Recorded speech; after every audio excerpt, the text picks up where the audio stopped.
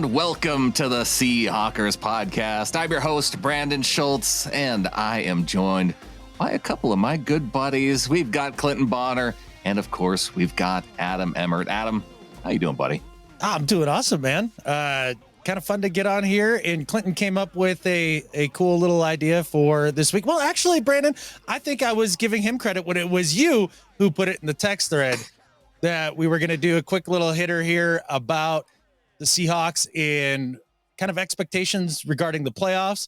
And Clinton, I know you have done a little bit of research. It may have only been 10 minutes, but it was a valuable 10 minutes. It was really good. Yeah, if it could be one thing, be efficient, right, guys? So I'm excited for it as well. Hey, we're into this part of the season, right? This is our part. Hey, we're recording this on May 19th.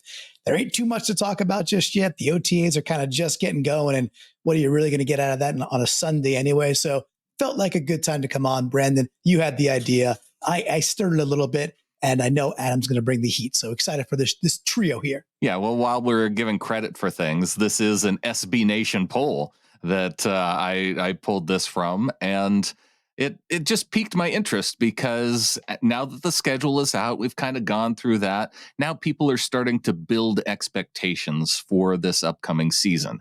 And SB Nation did a poll about asking Seahawks fans where they expect the team to finish. Do they expect a divisional playoff win? Do they expect the team to go to the wild card? No, divisional, not playoff win, but just to win the division to go to the playoffs. And the poll results suggested that 13% of Seahawks fans expect a first-year head coach in Mike Macdonald to win the division and take this team to the playoffs. So those are lofty expectations. 13%, though, is a small minority in comparison. But the thing that I guess maybe surprised me a little, but maybe didn't, is 57% expected the team to go to the playoffs, to have a record to go to the playoffs and play in the wild card round at the very least. And then the rest expected the Seahawks to miss the playoffs. And it was just, I figured it was worth a discussion to talk about. But before we get into it, Adam, what should people do? Well, you should hit the little like ski and the subscribe ski button. Like we could use it. We enjoy it. We if we've earned it, and you can decide that. You don't have to do it right this second if you don't want to. Like later on in the video, if you're like, man, this was cool, enjoy this conversation, just hit the buttons. It would be appreciated. I enjoy how the buttons are, kind of the Eastern European, like Polish, I suppose, if they're skis. Sure. Yeah. I mean, it's either that or Canadian, right? Is it Canadian? Is that how it works? I don't know. Hard telling, not knowing. I just make up words. Don't try to put logic to it. I'm trying to figure out what the heritage is of the like and subscribe buttons. That's all. Yeah, I mean, I think they come from a tribe, an uncontacted tribe in the Brazilian rainforest. I think that's where it originates. With the last name of Ski. Okay, there we go. Well, now that we got all of the formalities out of the way. Yeah. Okay. Now that makes sense. Okay. Yeah. I was confused, but here we go. Me too. Way less confusing, I think, is why people think our Seahawks are going to the playoffs. And I want to start with you, Clinton, as far as expectations, because I feel like you're maybe the most optimistic among the three of us for the 2024 season. 57% of fans, that's the majority, think the team is going to be in the wild card round. Does that number feel right to you? Well, and real quick too, it's skewed more, right? Because so the SB Nation poll, that's correct. 57% think they're making the wild card, but then you add the 13 in. So 7 out of 10 in the poll. So 70% think they're making the playoffs one way or the other. There's only 30% not. So I didn't know if that was clear to folks, listening in there. 7 out of 10 seems pretty lofty for year one. And I will say, I think, again, it was on it early last year that I thought our schedule was markedly tougher than the year before. And I think it turned out to be. And I think the schedule is somewhere in the middle from 2 years ago to last year. I don't think it's, so reasons why I'm optimistic are, I think the schedule is actually a little bit less hard than last year. And again, this is just a brand new team. There's so many unknowns, but I think we know what to expect from Macdonald and the defense. And it's one of those, boy, I don't think that could be worse or much worse. There is no room. Like it's like you're sitting in Seattle. If you start going west, well, the city runs north and south for a reason, right? You can't go much further west. The Seahawks, I don't think, have much more of a floor to them in terms of poor defensive play, especially against the run. So I think that's where it mainly comes from. Is I think folks think Geno and team will do what they did last year, if not be a little better. We'll see. Big wild card there. But the rest is like, how much can it be any worse? And we were 9-8 last year. I don't know about you, Adam, but that's how I get to the optimistic point of view of, all right, we're 9-8 last year. That might get us in this year. And I could see how most people feel we'd sneak in the playoffs. Yeah, I can totally understand how people have their heads in that spot. And I think it's awesome that much of the fan base is feeling that hopeful and optimistic. This is the time of year for it. This is when you've got your players from the draft. You've signed most of your free agents. Obviously we have the new coaching staff, and there's a lot to get fired up for. And I can understand the enthusiasm. Now, also with that said, in that poll, I wish there would have been an option of no freaking clue, because you could honestly sell me on this team wins 6 games all the way up to they will win 12 games. That all of that seems in range. And I kind of have conflicting feelings about it in a lot of ways. On the optimistic side, I look at this roster as a whole and I think to myself, that's a damn good roster. That's a playoff roster. And it definitely feels that way, especially offensively, when you're talking about Geno and the receivers and the running backs and bringing in Haynes and just the tackles continuing to improve, because I do believe Abe Lucas is going to be right as rain come this season. I'm going to keep believing that until I speak it into existence. And there's a lot to be excited about that way. So just from a roster standpoint, I'm like, yeah, I'm super optimistic. Like, this feels like an 11-win team. And then I think about just the transition from one coaching staff to another. And this is not a knock on Mike Macdonald in any way, shape, or form. I like the hire. He was my second choice of all of the candidates from this last coaching cycle. And very like 1B, maybe, just right up there. So I'm excited about him. I'm fired up about what he could bring. Clinton, you had said, yeah, we pretty much know what we're going to get from the Mike Macdonald defense. I don't think we do. I think that we know it's going to be a little bit more disguised and all that stuff. But in terms of performance, his first year implementing that system with these players and getting everybody on the same page, that's a big lift. You don't just do that overnight. And then offensively, I've expressed my concerns over the Ryan Grubb hire. I think the offense being a wild card is an understatement. I have honestly no idea how the offensive scheme is really going to look. Is it going to be a more run heavy scheme as we're being preached to by the coaching staff? Or is it going to look more like the tape from Ryan Grubb's history as a coach, not just at UW, but his previous spots? And when I add all that together, Clinton, you're like, yeah, we can't be worse defensively. And you're not wrong. I could see the defense being, let's say it's, just a hair under middle of the pack. And then maybe even the offense regressing a little bit, you still end up at 9-8. And you've got some other teams, not just in our division, but throughout the conference, that are going to make it a little harder to snag a wild card spot. So I think if I had to pin it down for me, I would say they probably don't make the playoffs. And that's not a knock. I think they're on schedule if they do that. I mean, it's not easy to just come in and change things overnight. We're pretty spoiled with Pete, as much as people, really disliked Pete going down the last 6-7 years. That's not easy to get that sort of consistent winning. And Mike Macdonald hasn't proven it yet. And I think he can, and I think he will. But first year, new coaches, a lot of inexperience. I think it's going to be a little bit more of a slog than maybe the most optimistic people think. With offense being a wild card, with some of the areas of the defense being a wild card, with the coaching being a little bit of a wild card, maybe people just got confused and had wild card in their mind and then selected 57% hit wild card as the outcome for the Seahawks, because that, to me, then I think that justifies that wild card potential. But I think you summed it up pretty well, Adam, in terms of, okay, the defense was bad. We hired a defensive coach to improve the defense, and we are that close to the playoffs. So it's not that big of a stretch to think that they can win one or two more games, I suppose. I do think, Brandon, you're not wrong. Like if you were to tell me, hey, they're 2 wins better than they were last year, just simply because Mike Macdonald has come in and put his stamp on things and it made a big difference, I would say, yeah, that's totally believable. I can see that. Just in my mind, it's kind of the what's more likely game.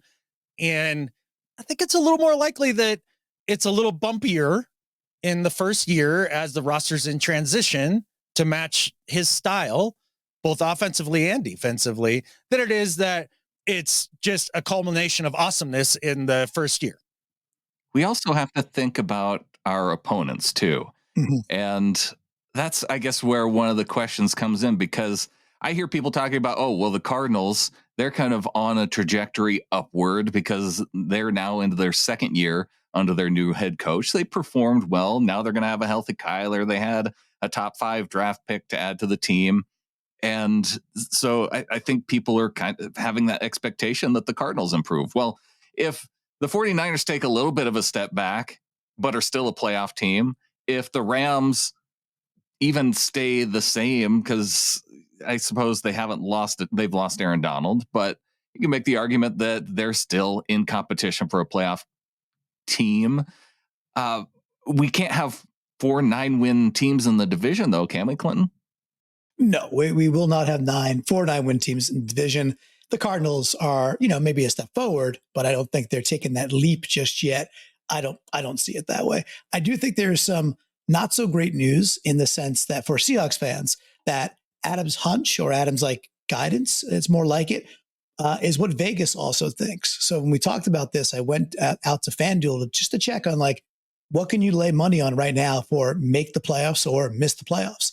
And there was some interesting stuff there. So, during the year, we have our show, PNW Prop Stars.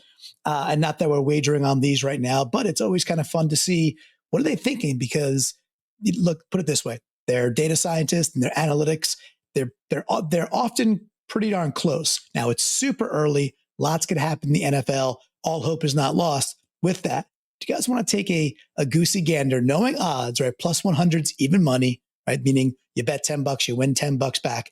What do you think the odds are on the plus side? Well, that's part of the clue. If they make the playoffs, what do you think Vegas is willing to pay you for a Seahawks make?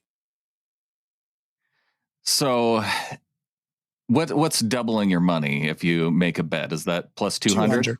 Yeah. I don't think you could double it. So I'm going to go plus 160. Plus 160 for Brandon. Okay. Adam? Wow. Brandon and I are basically in a mind meld here. I was thinking plus 175 is about where it felt like to me. Well, you guys are close to where Vegas is at. They're actually paying a little more handsomely, plus 190, almost double your money. And that's not just, hey, you put in 10, you get back 20. That is, you put in 10, you get back 29. You get back your original 10, and you make $19 on your $10 bet. The miss the playoff for the Seahawks is minus 240. So right now, Vegas is heavily wants to take your money and say the Seahawks are not making the playoffs. I thought that number was interesting. I think I'm a bit of a homer. I'm a big time homer. However, minus 240, if you want to bet them to miss the playoffs, feels really like not a lot of money back for that particular bet. And I drew up some of the other ones too for some of our rivals and some others within the conference. And then I also thought it'd be cool to kind of look at the conference overall and be like, is this team better or worse than last year? Because there's 7 playoff teams. So at minus 240 with 7 teams making it, Vegas really thinks, guys, we don't have much of a shot. And that was pretty surprising to me. Okay. So as a very amateur, having an amateur understanding of this, minus 240. So if I bet $100 right now that the team is going to miss the playoffs, right, going to miss, right, I get paid out how much after the season is over? It's like 40 something bucks, so you get back your $100 originally, right? Because that's your bet. So I'm giving them $100 loan for the next 8 months, right, to make $40. Yeah, you get back. It sounds like a miserable way to spend my money. You might be able to do something better with that $100, right? Than take that bet is what it boils down to. Yeah, that's how Vegas feels about the Seahawks missing the playoffs right now, which is interesting. It's a big time number. Well, they're capitalizing then on that 70% of optimistic Seahawks fans that think we're going to the playoffs. But I am a little bit curious then to find out where we do end up, because one of the things that, in talking with Dave Bloomquist on the schedule release show, he immediately went through and he was looking at rest days for the team and found that the Seahawks are facing 2 opponents that are coming off buys, 4 opponents that are coming off mini buys. And then I think they were on the plus side in terms of favorability to where it worked out for them. And one interesting that he found in going back then and looking at the rest of the division was that the Niners only had an equal type of schedule and how it played out, because they're facing 4 teams coming off of a bye week, 2 teams coming off of a mini bye. So it's like the Seahawks, but flip flopped. And then they had one kind of schedule advantage, and it was not the, and then the Rams and Cardinals, I think, didn't really have any kind of significance toward their schedule. But with that in mind, it feels like, yeah, the schedule is less favorable both to the 49ers and Seahawks, just in terms of rest days. Well, let's play the game forward again there, because I got the division rivals. I didn't put the Cardinals in there because whatever, but I got the other 2. So talking about the Niners, that they do have an equally kind of difficult schedule with the rest days and all that jazz. Remember, Seattle was plus 190 to make the playoffs. So let's start there. What do you think what do you think Vegas is willing to pay you for a 49ers bet to make the playoffs? Seattle was plus 190. Adam, what do you think? Minus 150. Minus 150. Okay. Brandon? I'm going to go minus 120. Yeah. This was one of the big ones, right? Minus 420. Whoa. Minus 4 to make the playoffs. I mean, I get it. I know they're a good roster. I understand all these things. I still think they're taking a bit of a step back. Offensive line, we'll see, but I think roster-wise, it's a little bit step back, or at least sideways. Minus 420. And to miss is plus 310. Now that's kind of a fun bet. You can lay $100 today, and if they miss the playoffs 8 months from now, you're getting back $310 plus your original 100. But I guess, you guys were minus 150, minus 120. So Adam, what kind of reaction when you hear minus 420 for the Niners? I mean, what do you think, dude? I think that Vegas didn't watch the Super Bowl. I think that Vegas has not taken into account how teams seem to fall apart after really brutal Super Bowl losses. And not only that, but this core has gone through a couple Super Bowl losses now, a couple NFC championship losses now. And I don't think that Vegas took into account all the things that you heard out of that San Francisco locker room after the loss of the Super Bowl. I don't think that they're going to be nearly as tight and as unified as they were, say, last year on their march forward. I saw a lot of finger pointing. I saw a lot of infighting. And then you take into account the idea that I think the Rams, even without Aaron Donald, I think offensively, like, they're still a force to be reckoned with. I think that, the Seahawks, they do have that potential to make life hard on the Niners. And I know, Clinton, you've kind of said, well, Cardinals, whatever. I think that this year they could be a 6, 7, 8 win team. Like, I think they have that capability. I think it's going to be a tougher road to hoe for them, setting apart the rest days and yada, yada, yada. Because one of the things about the schedule this year that is interesting, there's only one day of the week that an NFL game is not played, and that's Tuesday throughout the year. Mm-hmm. The NFL plays on every other day of the week throughout the year. I think all the teams are going to have some struggles in terms of teams with more rest or less rest, or going East Coast, West Coast, or all that. And I think that all kind of buffs out in the end. But I don't know, man. There comes a time when you have a run with a core of players where it goes on the decline rather than continuing on. It's hard to make that go on for more than 4 or 5 years. That's usually when you kind of see them having to tear it down a little bit, reload, and do something different.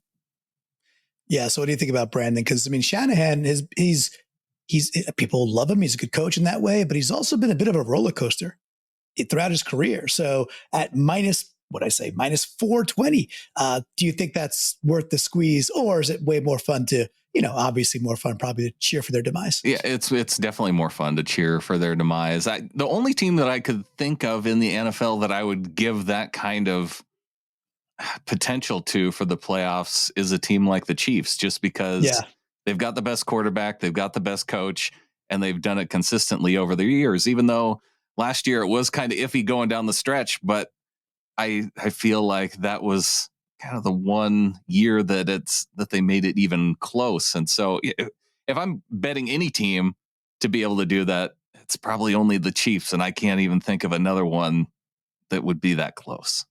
Well, just to pull it up real quick, the Chiefs are the only team more likely to make the playoffs, according to Vegas, than the Niners. They have them at minus 450, and then you get paid plus 330 to miss the playoffs. So just slightly better, worse, if you're following along with the math.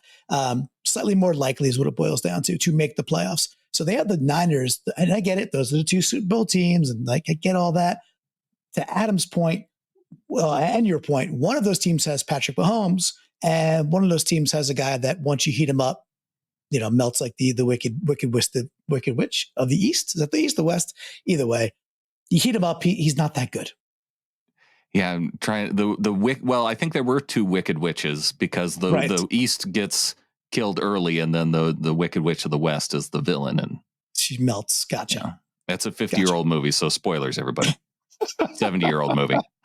But it is interesting to think that Vegas is that certain. Right. Now, maybe it is a bit more of a certainty than I'm giving credit for, in terms of them at least getting a wild card spot in, maybe one and done in or something like that. But also the other factor with the Niners is last year they were remarkably healthy, with guys that don't have a history of being remarkably healthy throughout a year. I mean, I could see, Kittle being longer in the tooth, and Debo gets hurt a lot, and McCaffrey had an extremely healthy year last year for him. And not that I'm rooting for them to get injured. I'm just saying it's a lot more likely that they're going to struggle with that, Trent Williams being a bit older. And we saw when they lose a couple of those pieces, all of a sudden they're very ordinary. Agree. And I want to fire through a couple of other these if you guys are up for it too, maybe starting with the Rams. So let's keep playing. It's fun. Brandon, it's your turn. So Rams to make the playoffs. What do you think Vegas is willing to provide? Okay, well, knowing that the Niners were as high, I guess I'd put them at also likely to make the playoffs, so minus 150. Okay, Adam?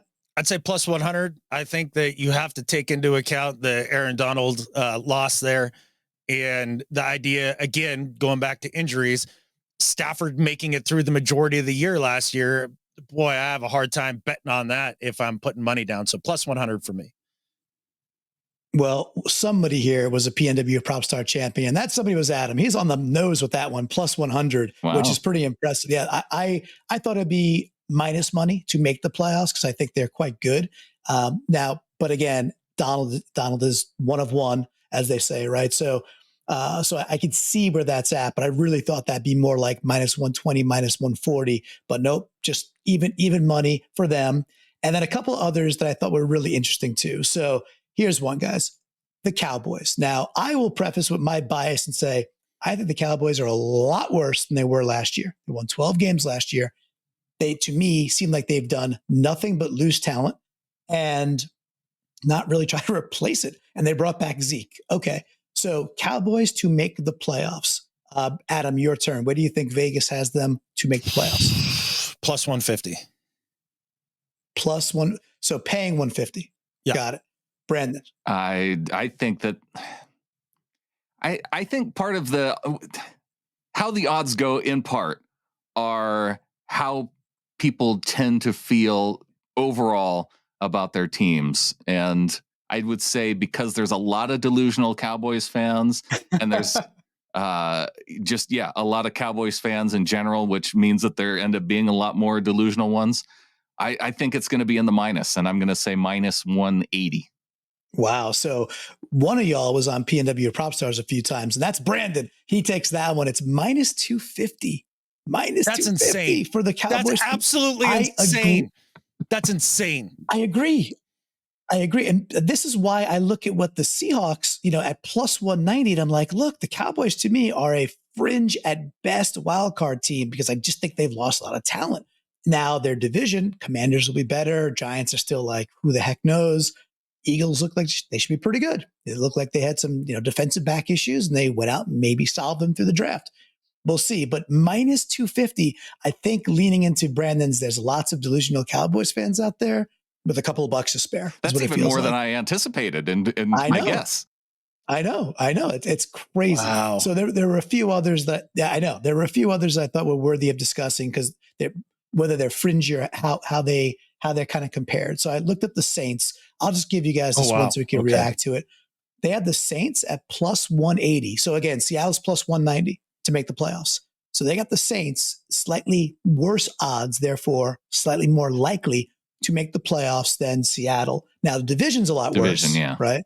And I understand that. And Atlanta's favored to win that division. The division is definitely worse. So your chances of just winning the division outright are certainly better than Seattle's chances to win our division outright because there's at least there's two other really good teams. I don't even understand the Falcons being favored to win that division argument. Like, dude, the Bucs, don't know.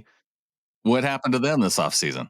They brought back and Baker. They played well in the and they played good in the playoffs. Yeah, brought back Evans, right? Yeah, held together the majority of their team. See, it's funny because I look at the NFC guys, and there are 6 teams that in the entire conference that I look at that are kind of like, yeah, they could be wild card teams, but I definitely don't feel super strongly about it. Like I could see them making it fairly easy, but I could also see them missing it fairly easy. Then there's a bunch of teams that I don't think have a shot at all, and then a couple teams that are like, yeah, probably winning their division and making some hay. And the 6 teams to me that I think are all fairly equal in terms of their odds to get to the playoffs: Cowboys, Eagles, Vikings, Bucks, Falcons, and Rams and us. So I guess 7 total. Those all feel like teams that, like, I look at those teams and I go, yeah, I can see that path for them. I can also see the path where it doesn't work out, like Cowboys, like lame duck coach, lame duck quarterback, losing some talent, some of the things that are just going to come crashing down on their head with Jerry Jones being like, I'm all in, and then not doing anything. I could see them taking a step back and not making it. I could also see them, squeaking in and being a good regular season team once again, and then getting one and done. The Eagles, they had that massive meltdown towards the end of last year. Do I think Sirianni is going to magically get that team turned around, or whatever it was in that locker room that had them so divided, have that fixed coming into this year? Not super optimistic about it. Now, do they have a lot of talent? Sure. So could I see them sneaking into the playoffs? Yeah. Could I see them missing it? You bet your ass. Bucks, again, that division isn't amazing, and they won it last year, and Baker seems to be a fit there, and that whole team is still cohesive and coming back. I could see them winning that division, making it in. The Falcons are better with Kirk Cousins. Now, with that said, does that make it a lock for them to win the division to me, or one of the best teams in the NFC that's going to the Super Bowl? Oh, hell no. I think their roster is totally overrated in many ways. They've got names, sure, but a lot of names that haven't done jack catfish for the most part in their career. And so I can see them making it. I can see them missing it. I don't think the Saints have a snowball's chance in hell at making the playoffs. They would have been like plus 300 to me. And then the Rams, like I said before, Stafford stays healthy enough. Yeah, I can see him making it. I can also see a couple injuries, and nope, not even a chance. And the Seahawks, great roster, new coach. It could all come together. It could also be a little bit of a slog. Like, those teams all seem almost identical to me in terms of their odds of getting in. Yeah. Well, Brandon, I got one more also, but going through Adam's 6 or 7 there, if you include us, are there any other teams you look at in the NFC that are not obvious division winners, but feel like wild cardish in your eyes? Okay. Well, while Adam was talking, I had to bring this up just because I wanted to check your work to make sure that, because some of these seem way off. And the thing that really struck me is that the one team that we haven't talked about that Vegas thinks is wild card ish is the Yes. Chicago Bears. Yes. Nope. That's my last one. Nope. The Chicago Bears. What the heck? Oh, and Adam, they have them at minus 110. That's So they insane. got the Rams at plus 100. And this is in a division with Detroit and Green Bay And the Minnesota, Vikings, who I think are better at this point. Minus 110 for the Bears. It's negative money for the Bears to make the playoffs. That was my last ace in the hole there. And I love it that you sniffed it out, dude. It's amazing. Well, I love the fact that there might be more delusional people surrounding Caleb Williams and the Bears than the Cowboys, because at least percentage wise, in terms of the amount of delusionment. Oh yeah, that's off the charts. So like, look, I get that they drafted a Dunze to go with Williams. I like the pick for them. I think he's a heck of a ball player. The idea that Keenan Allen is somehow still peak Keenan Allen, I think is absolutely absurd. I mean, he's an older player that can't stay healthy and there's a reason why the Chargers moved off of him.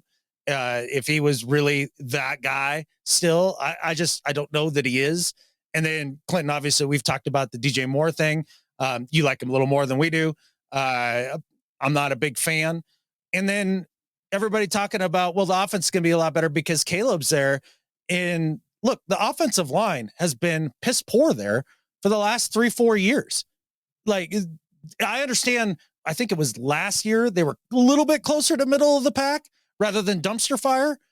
But I don't see any big additions there on the offensive line that make it certain that they're going to be able to run the ball and protect Caleb and keep him from being the guy that goes out there and plays hero ball all the time and has some real struggles. Like, everybody's like, hey, last year Caleb, not as good as the year before, but that's because his offensive line was bad. He'll be better in the NFL. Well, what if he goes to a bad offensive line? Like, say, I don't know, the Bears. And not to mention, I think the Packers are going to be better, and the Lions haven't taken any steps back. And we'll see what the Vikings do with JJ, but I like O'Connell as the head coach there. I think they're going to be a tough out as well. I think the Bears are going to have a rough go again this year. Okay, I think a lot of this is psychology, and so I'm trying to understand the psychology about it. And if I'm going to make it work, I would then look back to last year and go, okay, where was there a case of a team that goes from worst to first, and it's around one move that helps make that happen? And then, so you look at the Houston Texans, and they get CJ Stroud, they have a new head coach, and they're able to elevate. And I guess in that way, that division was kind of a bunch of teams that are toward the middle.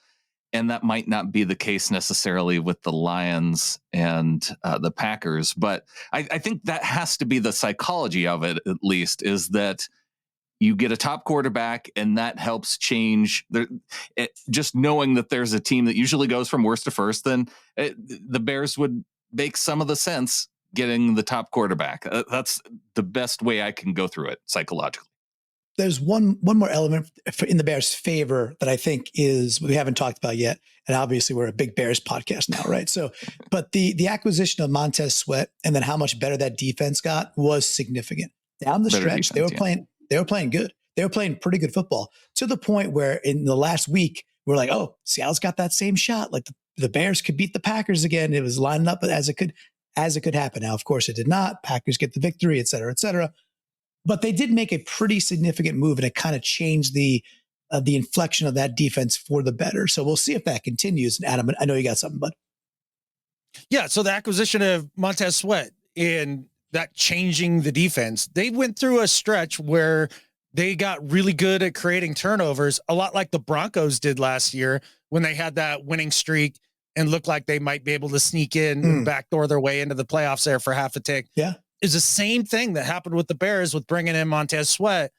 And I'll tell you what, if you're hanging your hat on the idea that that defense is now better because they just happen to be able to create a streak of turnovers, boy, I think that's a tough thing to bet on. I mean, turnovers are a fickle mistress, man, and they can come and go as fast as you can blink. So I'm not buying the big Bears defensive turnaround. I like Eberflus as a defensive coach. I think he's fine. But the other part of the Bears delusion to me is everybody like, well, then he's got Shane Waldron now. So like, it's all going to be better. And it's like, wait a second. I just lived through the Waldron experience. And I'm going to tell you, he is no Sean McVay, like not even close. Yeah. Yeah. I agree with you guys. So I've got the three. I think I've got the three proper bet, not to say best bets, but of all that we talked about so far in the last half an hour, Brandon, I've got the three that I think are the most, that raise the most hawkwood. Should I go over them real quick? Let's hear it. All right. So this is where you should put your money and your soul. Number one, this is Cowboys to miss the playoffs, and it will pay you 145. So pretty good. Cowboys to miss at 145. 49ers to miss at 310, plus 310 to miss. And of course, Seahawks to make it plus 190. They all feel pretty darn good. It's May 19th, but hey, if you gotta lay your chips somewhere to raise the Hawkera, those are three chips that I'm willing to wait those 8 months for. I would not recommend that. I feel like those are three. I guess in terms of Hawker, if you feel like that's the way to go, like those are all, listening to prop stars, they all sound like the same bet to me, Clinton. And as someone who listened to the show frequently, that seems like three missing ones. Why wouldn't you throw the Bears to miss the playoffs in there, considering where they're at? Well, I looked at that too while we were chatting. It's the same odds. It's only minus 110. So, but if you like that, one as the let's get one on the board, as Adam likes to do on the show sometimes, right? Seems that like might be the first one. Down bet way to go. Yeah, first down bet. Bears to miss at minus 110. I was kind of going for a bunch of Wilson 300s. What could I say? Well, we got in a little bit of prop stars, a little bit of look ahead to the season. This has been fun, Adam. Oh, it has been fun. If that Bears bet was more like, I don't know, plus 200, I would be excited about that one, I think, rather than just even odds. I just don't like the idea of putting money away now for something that's not going to happen until after Christmas. Yeah, that's a true fact. You probably could put it into some sort of a digital coin and do better than waiting on that money. Right? I'm thinking the Shiba coin is probably going to do something between now and then. Nice. Somebody's going to pump it. You can dump it. It's time to go crypto, baby. Time to go crypto. Hey, speaking of wild speculation, if you're going through the NFC, guys, what are your teams of like slam dunk? They're going to the playoffs. For me, it's like Lions, Packers. Yeah, that's the slam dunk list for, and it's weird to pick two of them from the same division, right? But that feels like the slam. That's kind of where it starts and ends for the NFC. I would personally, I'd throw the Eagles in there. I understand all the things. I know they were falling apart at the end of last year. Yeah. Well, I just don't think the division. Well, here's the thing. I don't think the Cowboys. I think they're taking a step back, as we covered. The Giants. I can't think much of them right now. Drew Lock take that team to the playoffs. He could take him to the wild card potentially, and then the Commanders. Year one, and hey, that's the type of team where that's a worst to first team that I think I could bet on. Yes. Correct. Yeah. If they end up like the Texans and then they sneak into a wild card, or they go 10-7 and somehow win the division, it wouldn't shock me. It wouldn't be like, oh, wow, I didn't see that coming at all. But the rest of it, like, okay, you're going to tell me from the NFC South who's a lock? I certainly can't. And I think the Niners are a lock to make the playoffs, but that's still, we talked about the reasons that's not fully a lock. But I would still put them in my lock category of that team will make the playoffs, barring some serious injuries, which we got to say that for every team. I was going to say health is the one for me for the Niners. That's the one that I looked at and was like, yeah, they're a lock to, well, just that one McCaffrey injury, or I don't know. I don't even think they need like major injuries to the whole team. Like Trent Williams, McCaffrey, like either one of those guys, or Debo, right? Yeah. I mean, Kittle's a shell of himself. I mean, I don't know. It was harder for me to get to lock status with the Niners. Well, and our Seahawks. Locks. Obvious lock. And according to most of our fans, a lock with 70%. So I like those odds. I like where the optimism is at. And I think with that, guys, There's only one thing left to say. go Hawks. Go Hawks. Go Hawks.